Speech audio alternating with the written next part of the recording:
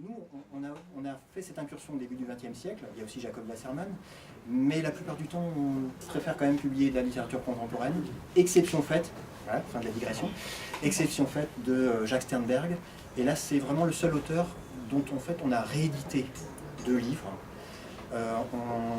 On ne fait pas de réédition, mais là c'était une exception, parce que Jacques Sternberg, moi en tant que lecteur, j'adorais quand j'étais plus jeune, et j'adorais ses nouvelles, quand on a lancé la maison d'édition, on s'est dit pourquoi on ne publierait pas Jacques Sternberg.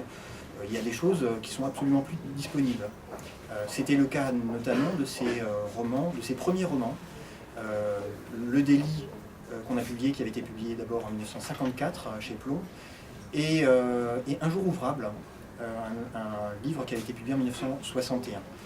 Et là, comme ils étaient plus disponibles, on s'est dit qu'il y avait vraiment quelque chose à faire, parce que c'est un auteur qui nous tient vraiment à cœur, c'est un auteur important.